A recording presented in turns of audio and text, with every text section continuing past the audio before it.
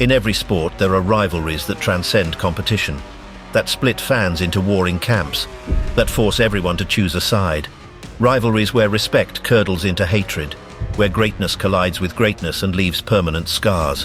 Valentino Rossi will take victory in the United States Grand Prix. A big old wheelie as he crosses the line. A brilliant, brilliant performance from the past master, Valentino Rossi. You can see how much he loves that one. MotoGP has seen legendary rivalries, but none compare to what happened when a young Spanish prodigy challenged an Italian god at the twilight of his reign. We don't need to shake the hand. We are okay. we don't have any problem. When youth met experience, when fearlessness met cunning, when the future arrived to take what the past refused to surrender, Marc Márquez versus Valentino Rossi, the greatest rider of the modern era against the most beloved champion in motorcycle racing history. Their rivalry exploded. It divided the paddock, split nations, created a war still being fought today in comment sections and grandstands worldwide. This is not about two riders competing for championships. This is about legacy, about what happens when the old king refuses to step aside and the young prince is tired of waiting, about a single moment that poisoned everything, about hatred that will never heal. The king. To understand this rivalry, you must first understand Valentino Rossi, because Valentino is not just a rider, he is MotoGP itself. The showman who turned a niche sport into a global spectacle, the entertainer, the champion, the God-made human who walks among us wearing yellow. Valentino won his first Premier Class championship in 2001 at 22 years old, the first of 9 world championships across 2 decades. But Valentino did not simply win races, he transformed winning into performance art. Every victory was theatre, doctor costumes at Mugello, toilet humour at Assen, riding scooters on the podium. Valentino understood something others did not. How you win matters more than winning. Style matters, connection matters. What is going to happen? Stay with us. We won't be able to tell you at the end of this broadcast because this is going to go on long into the night. But now, let's salute the race winner, Dani Pedrosa. He's ridden one of the performances of his MotoGP career here today, Dani Pedrosa. A start-to-finish victory here in a much-talked-about Sepang MotoGP race. Dani Pedrosa, the number 26, peels through the final corner to take his second win in 3 Grand Prix. Dani Pedrosa, start-to-finish victory in Malaysia. Masterclass. Jorge Lorenzo, 20 World Championship points. That's what it means to him.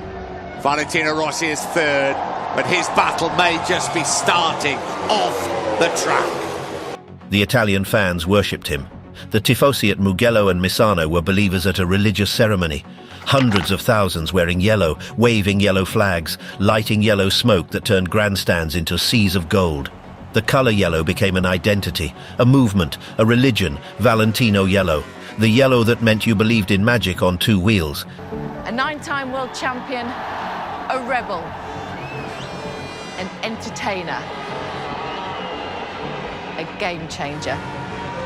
As iconic as Messi, as charismatic as James Hunt, and as successful as Tiger Woods. After 26 years, the biggest name in the sport has retired, and we weren't going to let him go without saying goodbye. Rossi has the advantage. Rossi goes through. And Rossi's invented something in the final corner. Valentino Rossi wins. Valentino Rossi wins. Valentino Rossi. But worship created pressure few athletes experience. Valentino could not just be fast, he had to be perfect. Every race was a performance with millions watching, every mistake analysed endlessly, every victory needed to be spectacular. Gods are not allowed to be human. Valentino learned to hide his doubts, to bury his fears. The cost of maintaining that persona for decades wore on him, even as it elevated him to legendary status. His rivalries defined an era, Max Biaggi in the early 2000s. They hated each other with beautiful intensity. Valentino mocked him publicly, beat him on track and humiliated him off it. That was his gift. He could beat you with speed when fastest, and when speed was not enough, he could beat you with psychology, make you crack under pressure, make you beat yourself.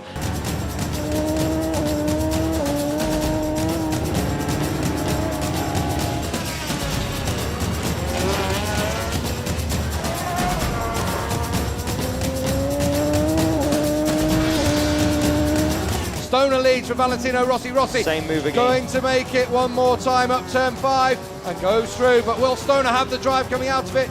Rossi just seems to have the edge there, doesn't he? Close this time, trying to get the drive out enough to take him past Valentino Rossi and be able to get in front of him.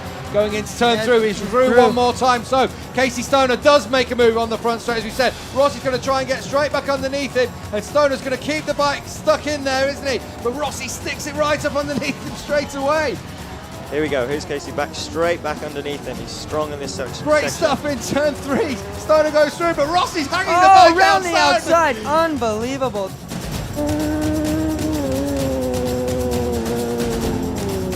And lining up the last corner of the circuit. Stoner runs it he's wide. off. And he's going to run it wide and onto That's the it, gravel. he's That off. could be the end of the race. He's He's gone down. down. Casey Stoner has gone down. Well, Stoner in second position has gone down. Still running.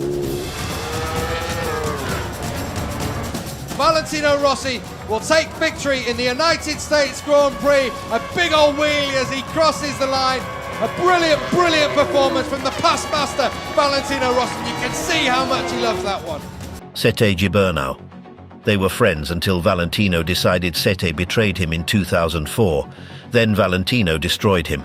Not just beat him, destroyed him systematically, raced him so hard that Sete stopped believing in himself.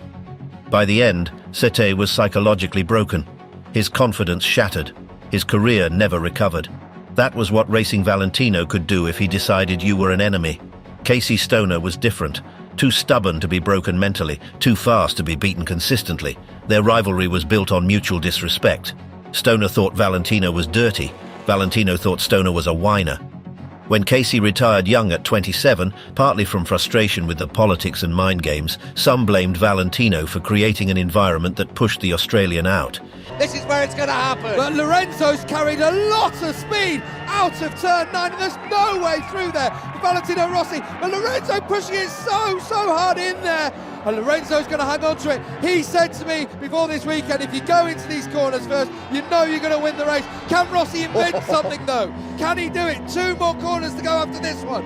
They're at the top of the hill. 12 and 13 to go. Lorenzo still leads the way. Rossi very, very close indeed. We ride with Valentino Rossi. Lorenzo now into turn 13. And Rossi's invented something in the final corner, but Lorenzo gets close to the back, and Rossi has beaten him. What a motorcycle race. What a Grand Prix. Valentino Rossi has won the most incredible race, and Casey Stoner's going to hang on to 3rd place. That's almost like a win for Ducati, that 3rd position. They knew they were struggling for it, and that is like a win for them. But it is a win for Valentino Rossi and his group. Capirossi, meanwhile, we couldn't talk about him, having pulled away from Pedrosa for 5th. Jorge Lorenzo was Valentino's teammate at Yamaha from 2008 to 2010, the ultimate test. Jorge won championships in 2010 and 2012. Beat Valentino head-to-head on identical machinery. But even in defeat, Valentino remained more popular. The fans loved Valentino. They respected Jorge. Love beats respect every time. Jorge could never understand why winning was not enough to earn what Valentino had naturally. By 2013, Valentino was 34. He had returned to Yamaha after 2 terrible years at Ducati. He was no longer the fastest rider. Younger riders were quicker, more aggressive, more hungry. But Valentino was still Valentino, still beloved, still the face of MotoGP. Then a 20-year-old Spanish kid arrived and started winning everything, Marc Márquez. Valentino watched with interest mixed with concern. The kid was talented, fearless to the point of recklessness, aggressive beyond anything Valentino had seen. Marc crashed constantly but always got back up, won races, won the championship in his first year. Something Valentino never accomplished. Marc was special, everyone could see it. But Valentino was not worried. He had seen talented young riders before, beaten them all eventually. Marc would learn respect, would learn his place. Or so Valentino thought. He was catastrophically wrong. The prodigy... March 24, 2013, Losail, Qatar. Marc Márquez lines up for his Premier Class debut. He is 20 years old, the reigning Moto2 champion. Everyone knows he is talented, but rookies struggle in MotoGP. The bikes are faster, more powerful, more difficult. Rookies crash, finish outside the points. Spend their first season learning, surviving. Rookies do not win. Except Marc Márquez does not know this, or if he knows it, he does not care. The race unfolds and Marc is immediately fast. Not just fast for a rookie, fast period. Competitive with veterans, with world champions. He battles with the best. Makes overtakes that should not be possible. Saves slides that should result in crashes. When the checkered flag falls, Marc finishes third.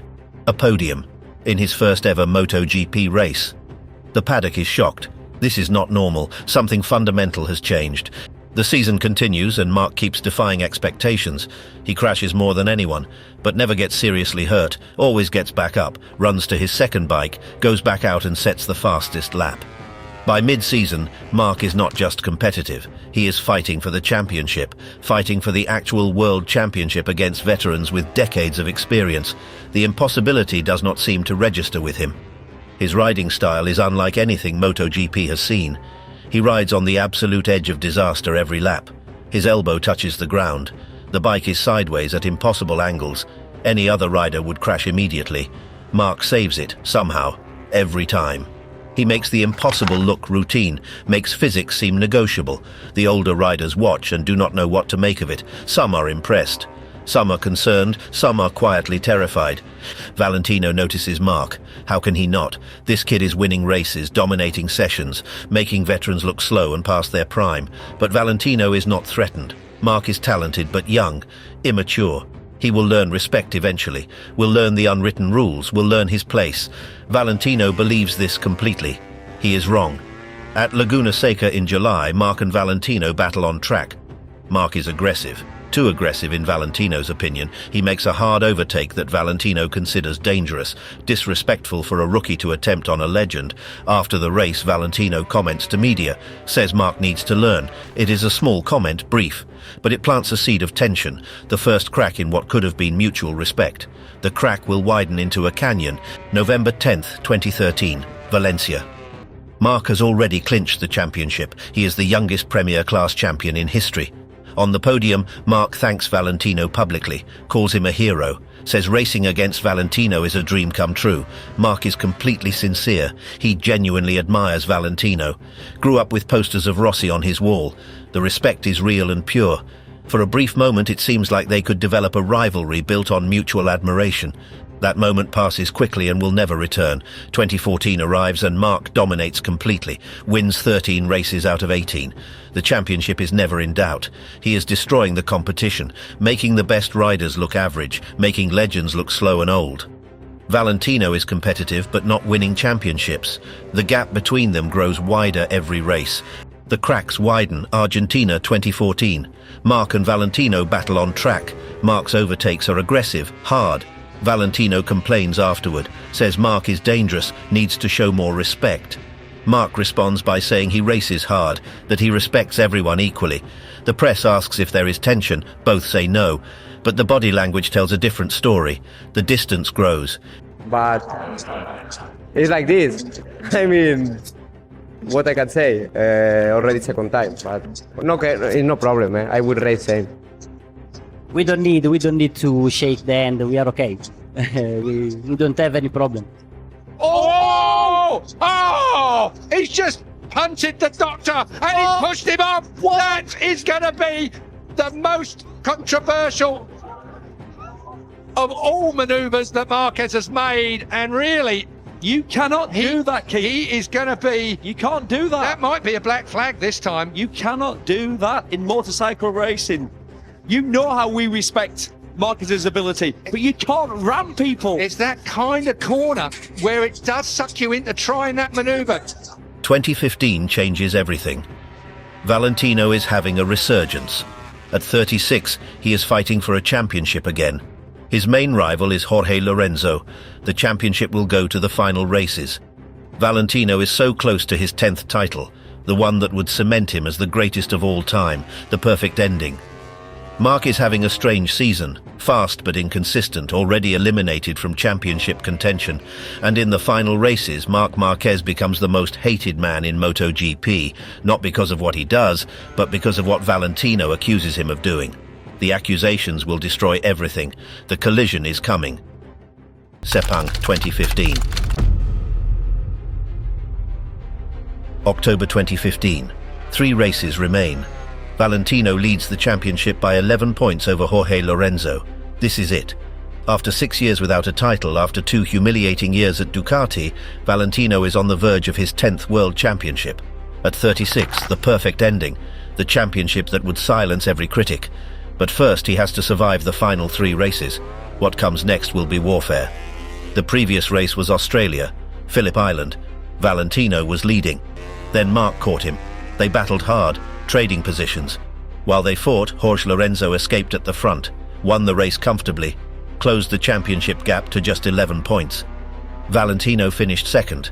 Marc finished third, after battling Valentino for the entire race instead of chasing Jorge.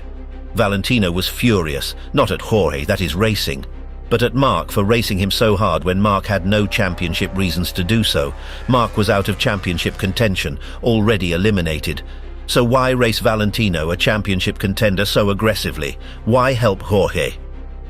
Valentino came to a conclusion, a conspiracy theory that would destroy MotoGP. Marc was angry at him. Marc wanted Jorge to win instead of Valentino. Marc was deliberately slowing Valentino down. The accusations are explosive. Thursday press conference before the Malaysian Grand Prix at Sepang.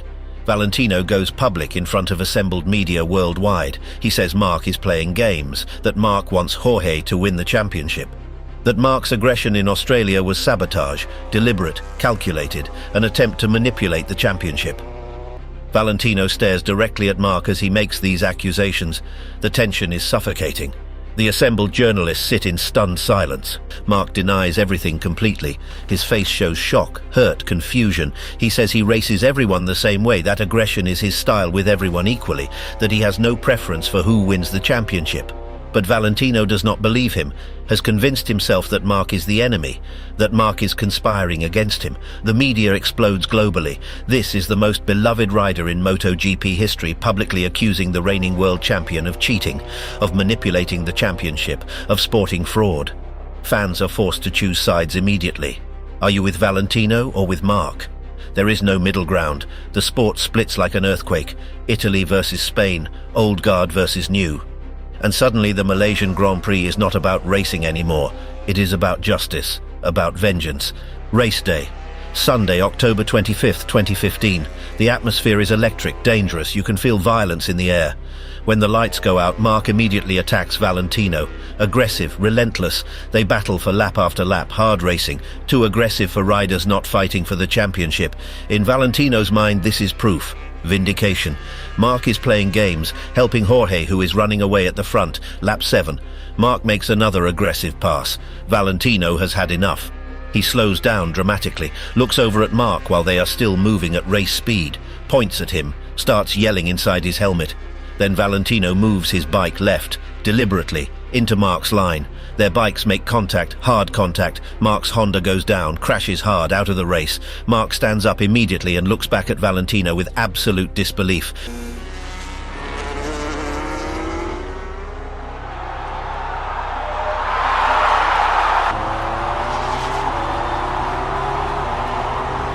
The images are shocking, replayed endlessly from every angle. Valentino deliberately ran Marc wide, made contact, caused the crash intentionally.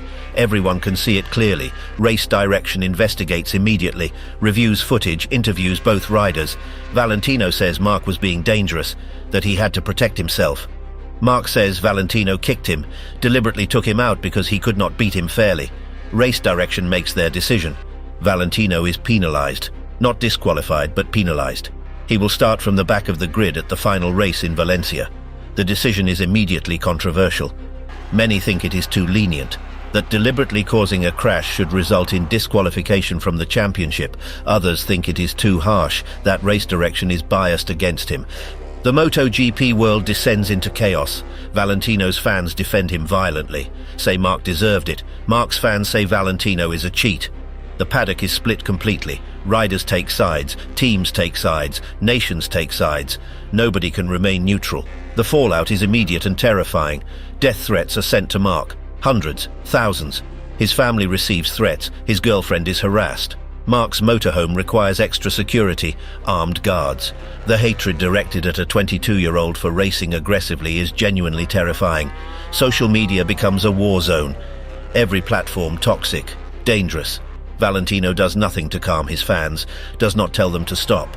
In press conferences leading up to Valencia, he continues to suggest Marc wronged him.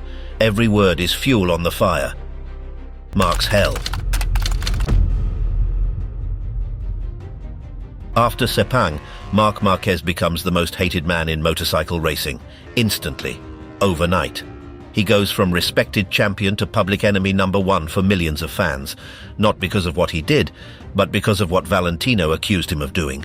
The king turned his followers against the young prince, and the followers obeyed without question.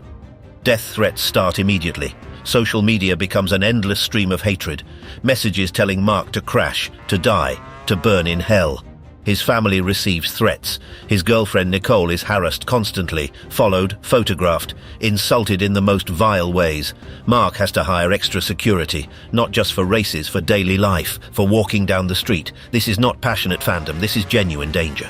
But nothing prepares Marc for Mugello 2016, the Italian Grand Prix, Valentino's home race. Marc arrives knowing it will be hostile. The tifosi hate him with religious fervor. He expects booing, expects hostility. But the reality is far worse than anything he imagined. Practice session. Friday. Marc crashes, a normal racing incident.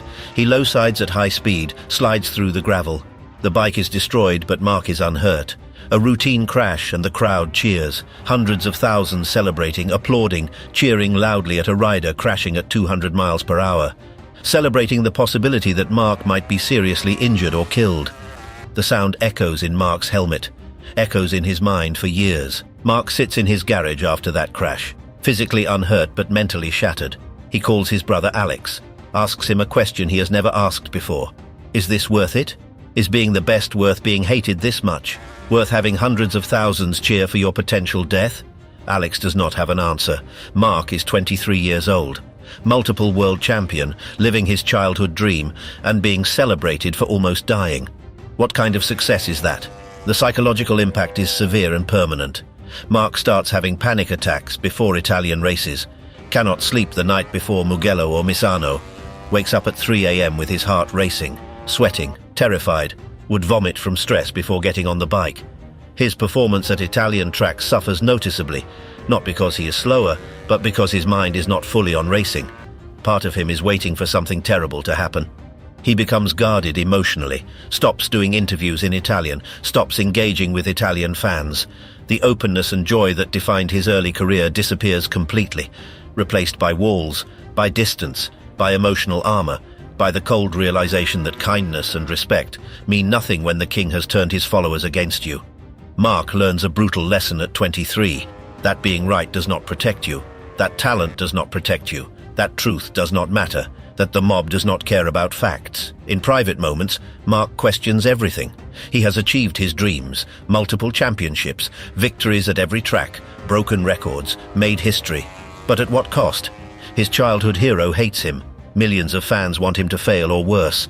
The joy of racing is gone, replaced by obligation, by the need to prove everyone wrong, by spite. That is no way to live. But it is the only way Marc knows how to continue. Years later, Marc will describe 2015 to 2018 as the darkest period of his life. Not the injury years, not the crashes, not the surgeries, but the hatred, the isolation, the realization that talent and success can make you the villain if the story is controlled by someone else. Sepang took something from Marc Márquez that he never got back: the innocence, the joy, the belief that racing was just about being the fastest. Valencia, 2015. November 8, 2015. Valencia, the final race. The championship will be decided between two Yamaha teammates, Valentino Rossi versus Jorge Lorenzo. 7 points separate them. But Valentino must start from dead last because of the Sepang penalty. Jorge starts from the front. The odds are stacked impossibly against Valentino. To win from last place would require miracles. The atmosphere is electric but toxic.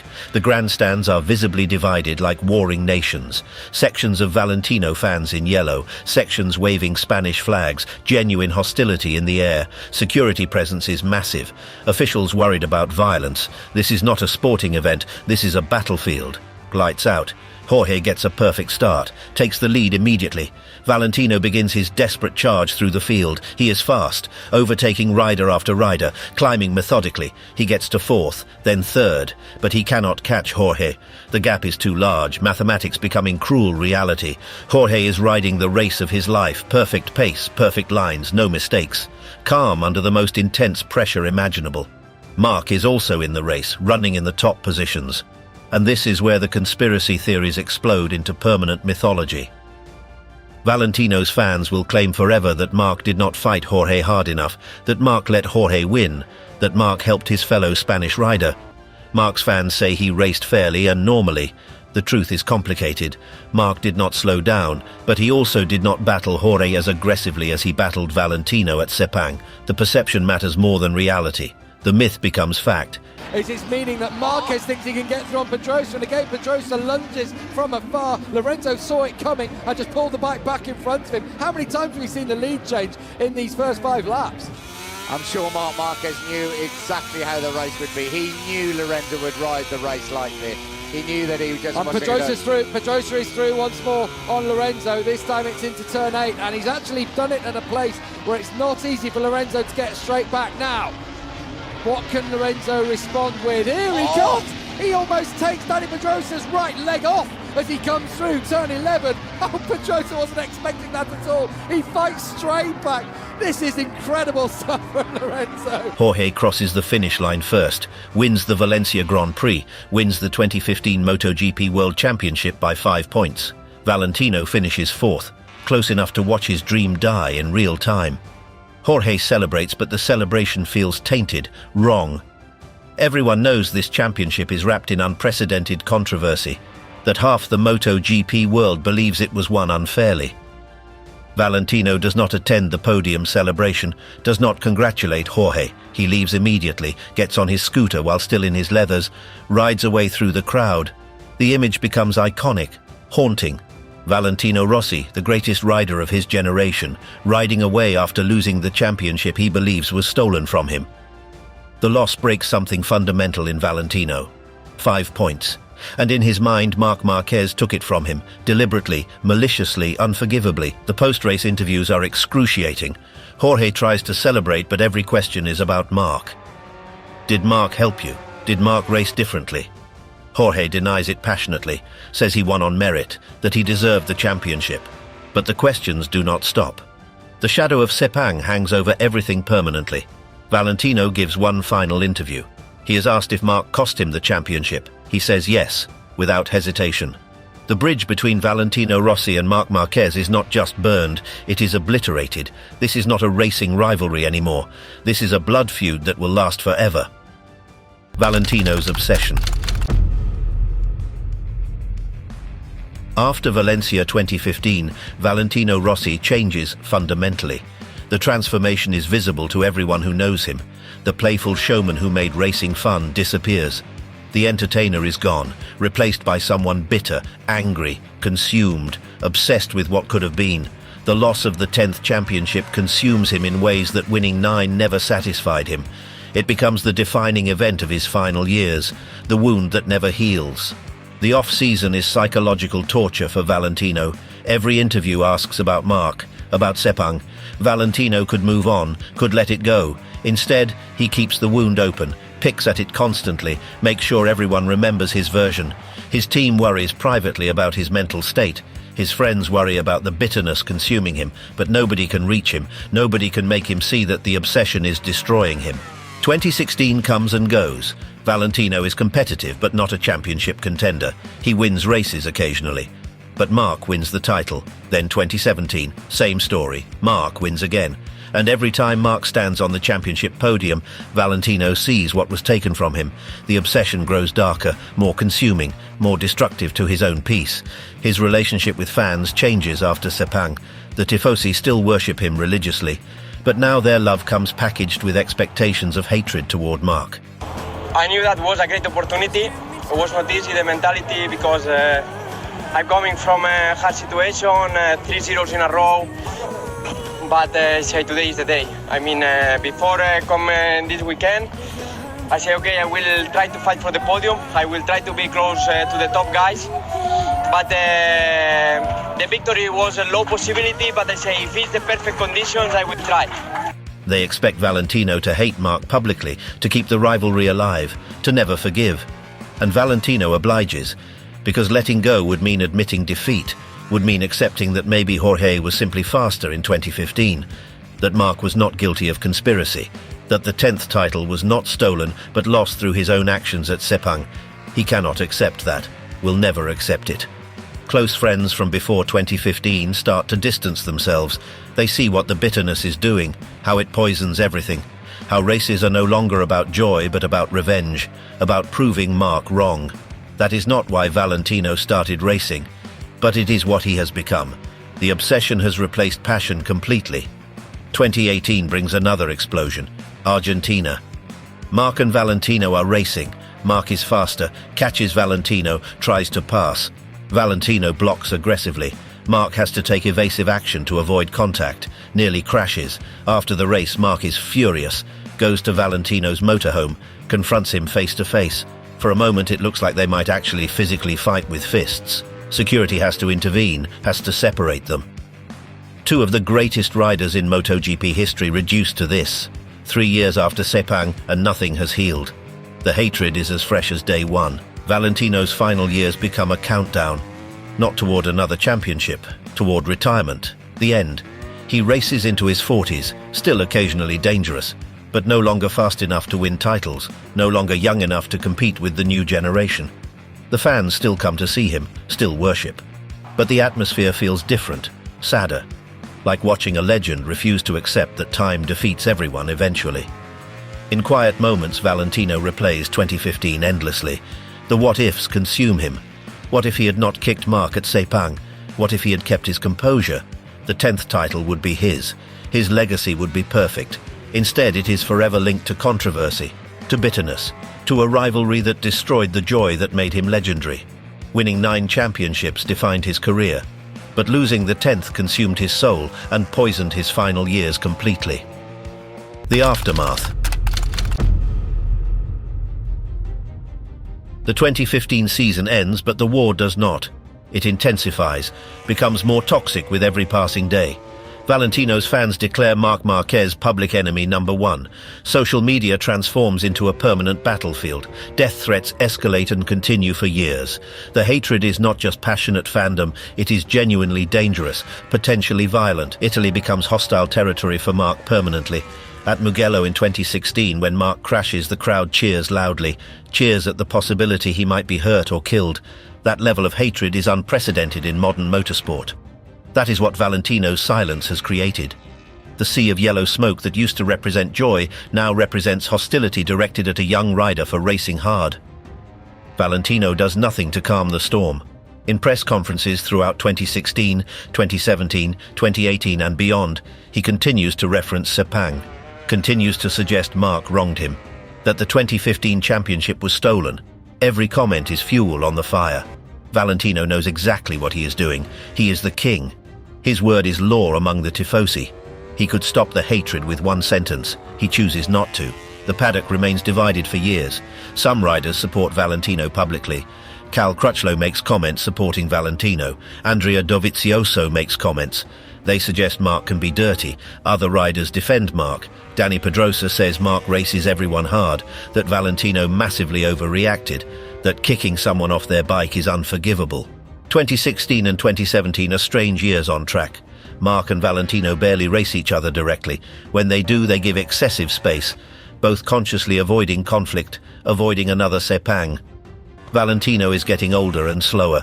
Marc is winning championships easily. In 2016, his 5th title. In 2017, his 6th. While Valentino remains occasionally competitive, he is no longer challenging for championships. The on-track rivalry becomes one-sided. But off-track, the hatred remains as strong and toxic as ever. The sponsors of MotoGP have mixed feelings. The rivalry brings unprecedented attention. Drama sells tickets, draws viewers globally, generates engagement. But it is also profoundly ugly. The death threats, the violence threatened, the toxic environment. It makes the sport look bad to potential sponsors and fans. They want exciting competition, not hatred and potential violence. The different generations. To understand why this rivalry was so uniquely intense, you must understand how fundamentally different Marc and Valentino are. They are not just opponents, they represent completely different philosophies, different eras, different approaches to racing and life. They are opposites in almost every way that matters. Valentino is old-school motorcycle racing personified, smooth, calculated, strategic, a master of racecraft. He believes in preserving the bike and tyres, managing resources carefully, playing the long game. He rarely qualifies on pole, does not need to. Valentino wins from the second row, from 5th or 6th on the grid, works forward methodically, waits patiently for the final laps when others are tired. Then he strikes like a snake. Patient, intelligent, strategic. Chess at 200 miles per hour. Marc is the complete opposite, aggressive from the first lap, from the first corner. He qualifies on pole constantly, leads from the front, never manages or preserves anything, pushes to the absolute edge from the start, attacks every lap like it is the last lap. His tyres are destroyed by the end, but it does not matter because he is so far ahead. This is not chess. This is a street fight. This is overwhelming force and aggression. Valentino's riding style is beautiful, flowing, effortless looking, like ballet, like art. Marc's style looks violent, aggressive, brutal. The bike is sideways constantly, the save's impossible. It looks like he is always one tiny mistake from a massive crash, because he is, and that is the point. Marc has rewritten the rules of what is possible on a MotoGP bike, redefined the limits completely. The age gap makes everything worse. Valentino is 16 years older than Marc. An entire generation separates them. When Marc was a child watching MotoGP, Valentino was already winning championships. Marc grew up with Valentino posters on his wall, idolized him, wanted to be exactly like him. But by the time Marc reaches MotoGP, he is faster than his childhood hero, and beating your idol changes the entire dynamic. Marc wanted Valentino's approval desperately. Valentino felt disrespected by Marc's refusal to defer to him, to show the respect Valentino believes his status deserves. Their personalities clash completely. Valentino is the ultimate showman, charismatic, funny, entertaining. He creates elaborate celebrations, builds storylines, entertains crowds. Marc is serious, focused, professional to the point of boring. He wins races and immediately starts thinking about the next one, does not do elaborate celebrations. To Valentino, that makes Marc soulless, boring, a robot. To Marc, Valentino's antics make him a clown who cares more about attention than pure racing. The final years, 2019. Valentino Rossi is 40 years old, still racing but no longer competitive for championships. He finishes 7th in the standings, respectable for his age, disappointing for a 9-time world champion. Marc Márquez has his greatest season ever, wins 12 races out of 19, dominates like nobody before, clinches the championship with 4 races remaining.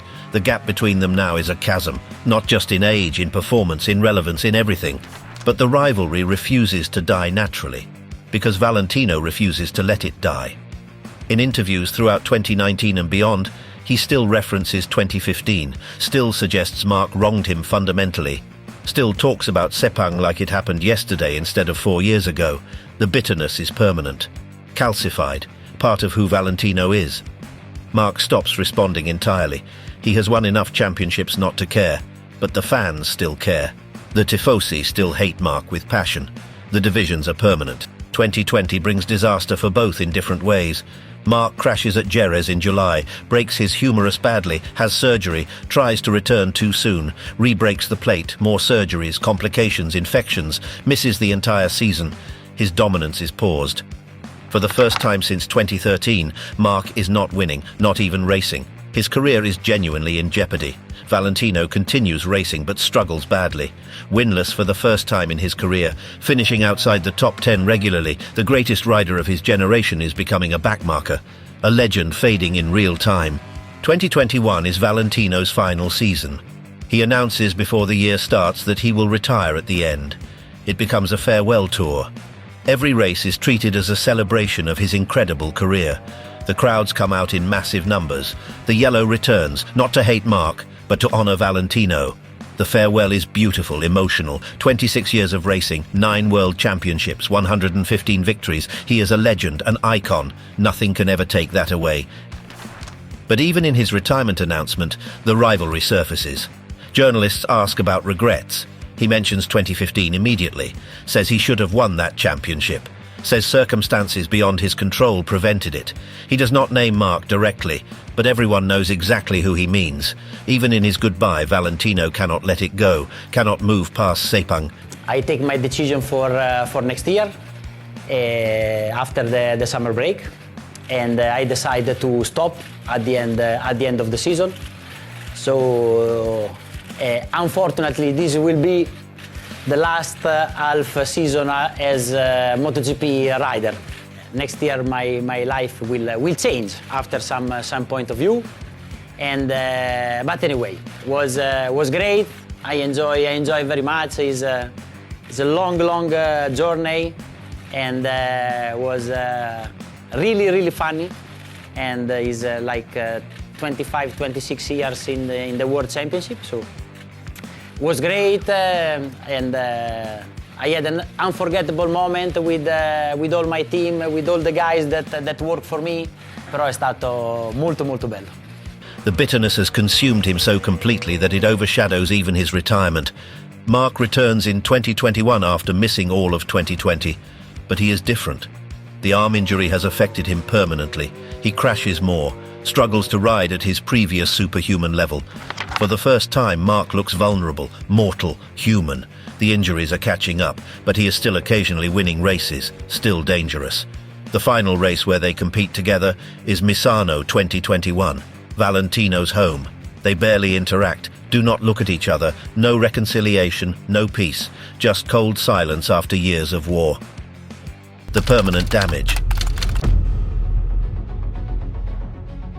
The Rossi versus Márquez rivalry did not just affect the two riders, it fundamentally changed MotoGP in ways the sport has never recovered from.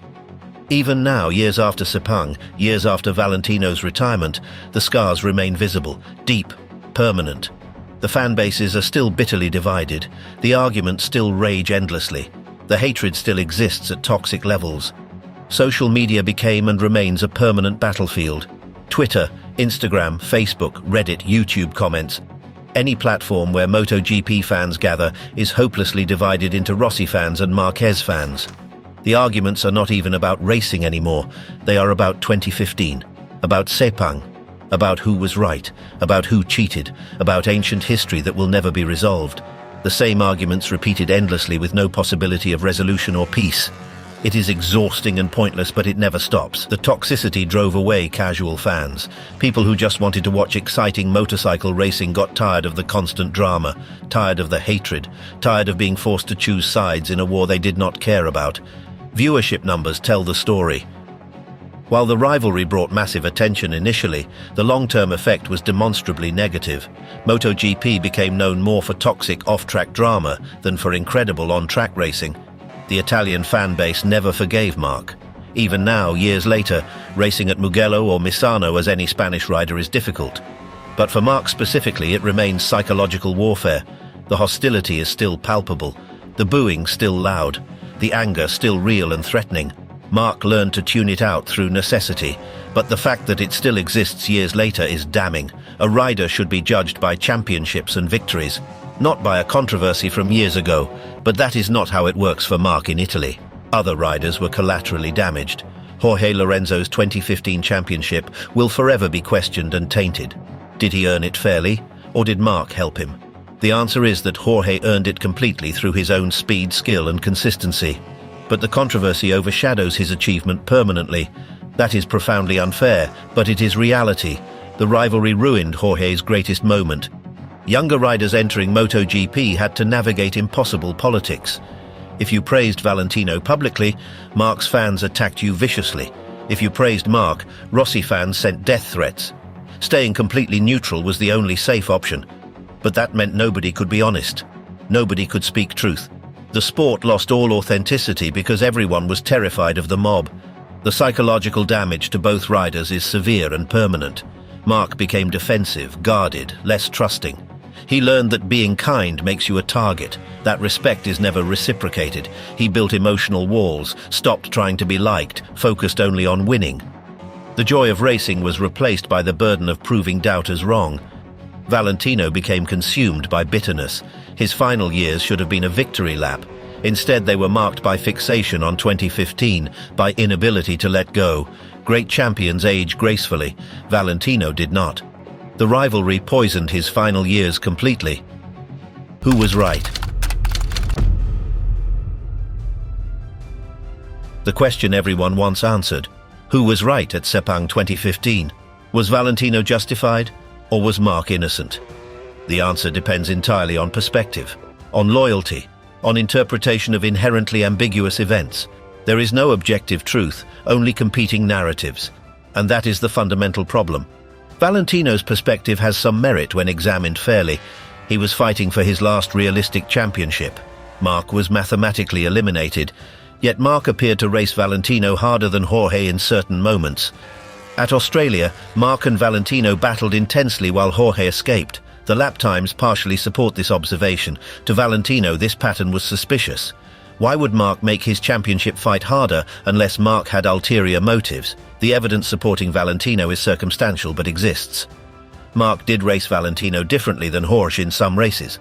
The data shows it clearly, but correlation is not causation. Marc racing Valentino harder could mean conspiracy, or it could mean Valentino was easier to pass than Jorge, or Marc was frustrated by Valentino's defensive tactics.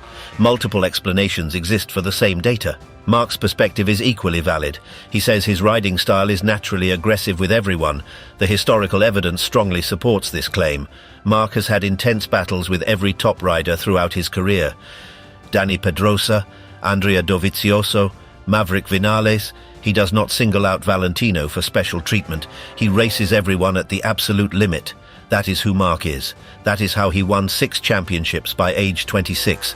The kick at Sepang is indefensible from any rational standpoint.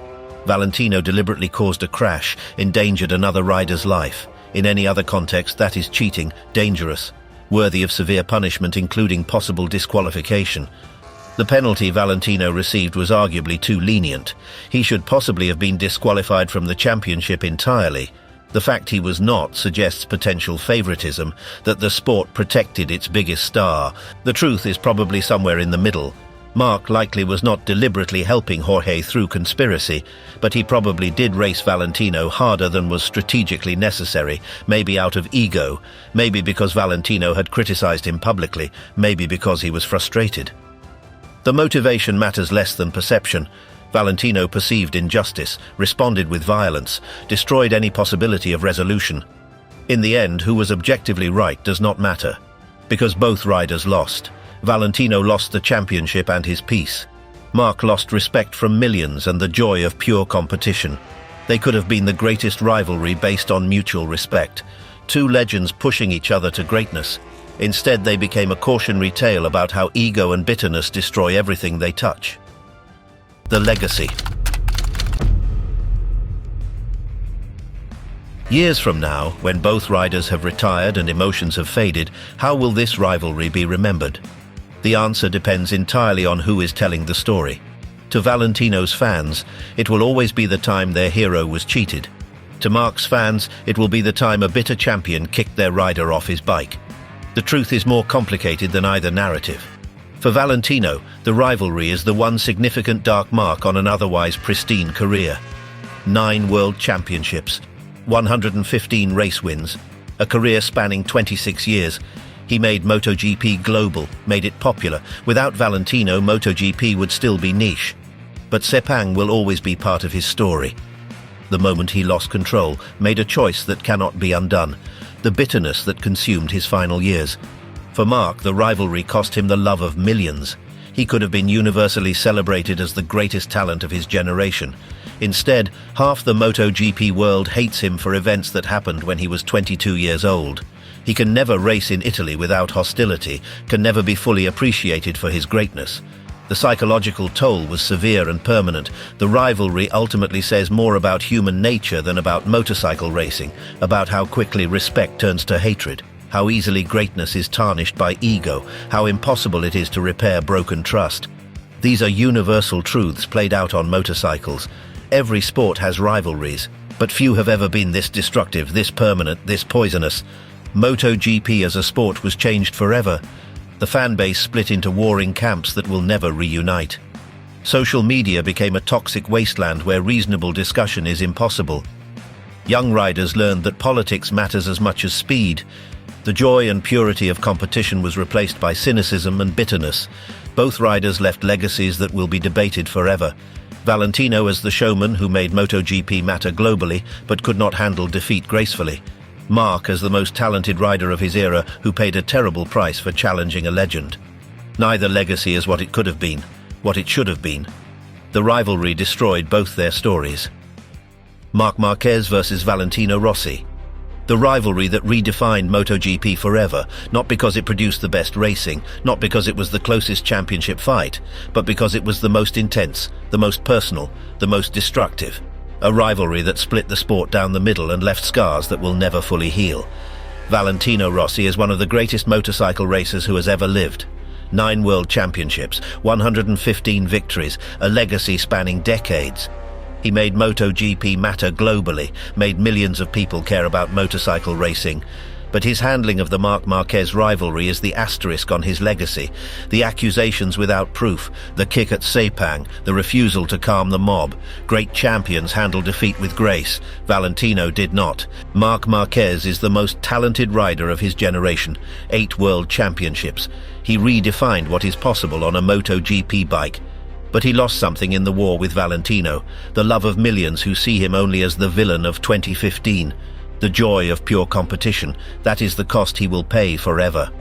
In the end, both riders lost more than they gained. Valentino lost a championship and his dignity. Marc lost respect and joy. They could have elevated each other, instead they destroyed each other. That is the tragedy of the greatest rivalry MotoGP has ever seen. A rivalry that will be remembered not for the greatness it produced, but for the damage it caused, the hatred it created, the scars it left behind.